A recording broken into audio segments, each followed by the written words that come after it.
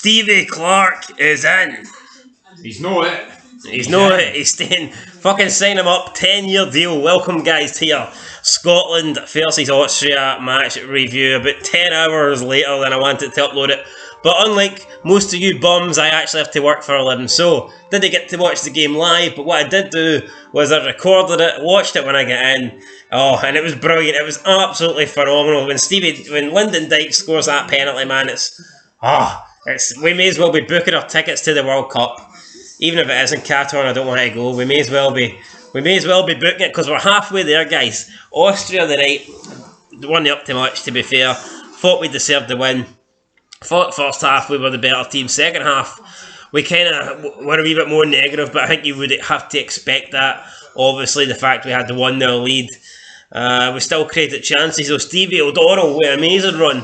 I don't think I've ever wanted anybody to score as much as I wanted O'Donnell to score this goal when he got through, but unfortunately... I'd rather him have scored that goal against England, big man. Actually, yeah, me too, actually. I take that back. I'd rather fucking anybody score a goal against England, but anyway, I think you seen Alaba chasing him, so he took the shot for distance. It was a good shot though, but unfortunately, former Kelly goalkeeper Bowman got down low, managed to make the save. Austria, they came forward, and they put balls into the box, but I don't think they ever really looked like scoring.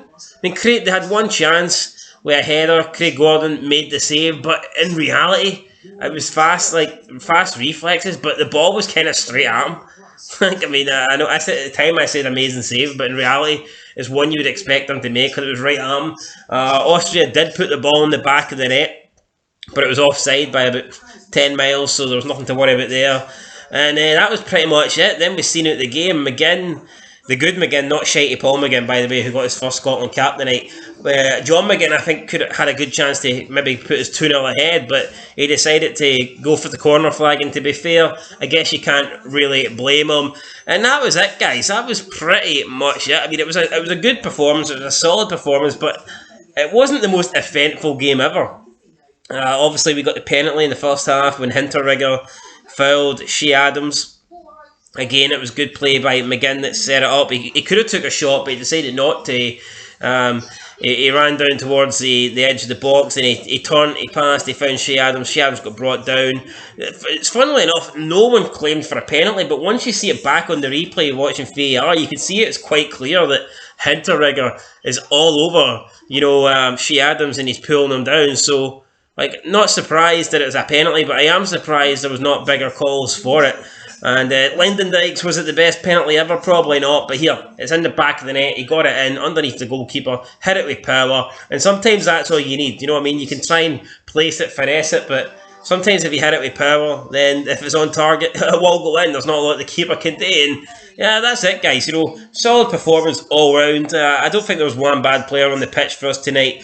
I will be doing the player ratings with Gaming Jesus on the Fog Football channel, and that'll probably be uploaded in the next half an hour. So if you want to see what we thought of the individual players, then you can check that out. Link in the description down below. But yeah, man, great night for us. We got the win. Good night, Denmark beating Israel, and we move into second place in the table. And it's pretty much in our own hands now. We've got a home game against Israel. If we win that, and then we beat the two minnows, we don't even need to worry about the Denmark game. So tonight went pretty perfect for us. All we need to do is beat Israel. I say all we need to do. It's not easy because Israel's a solid team, but we can beat Israel at Hampden, which you would hope we could do. Then Faroe Islands and Moldova stand between us and a playoff place for the World Cup. So here's hoping, guys, we can get it done. We're close now. We're within touching distance, and it's massive the difference a game can make. Because a while ago it just wasn't after the Denmark game. It was a lot of negativity and doom and gloom, but now it's looking like we can actually do it, guys. So we're possibly 3 games away for that second place, and 2 of those games are against the Faroes and Moldova. I don't want to get too ahead of ourselves here. We only beat Moldova 1-0 at Hampden, so obviously we could struggle. Faroes held Denmark for nearly 90 minutes. They nearly got a draw, so it's not gimmies, it's not guaranteed 6-pointers, but I think if you were offered this scenario at the start of this group campaign, that with 3 games to go, Israel at home, and then 2 games against Moldova and Faroe Islands. I think if you offered us at the start that if we won those 3 games, that we'd be guaranteed to go through, I think you would take that. And even if we don't win them, we'll probably still have a chance. I don't want it to go to the last game against Denmark, but we'll probably still have that, that second chance where if we can get a result against Denmark, then we'll still get second place. So for me, it's looking good. I'm Steve Clarke in, happy with tonight's performance. Fucking flower of Scotland. Let's go. I'm going to have a wee drink of Iron Brew. And let's celebrate big time, guys. Lyndon Dykes, always said he was a good player. Always said he should be starting. Maybe he needs to practice his penalties though, because it wasn't the best. But anyway, till next time. Although it was better than England's penalties in the fucking Euros, wasn't it? Get it right up, yous. We're coming for the World Cup. Couldn't beat us at the Euros because he's a shite. And you've only beat us when we get to the World Cup. Lyndon Dykes, Shea Adams, Kevin Nisbet. The firing squad. We're coming for you, England, right? I could have swore you did the outro for this, or started it about 10 minutes ago, and you're still Tom. Jordan Pickford's shite, and on that note, guys, I'm ending this vid. Stevie O'Donnell's the man. Till next time, peace.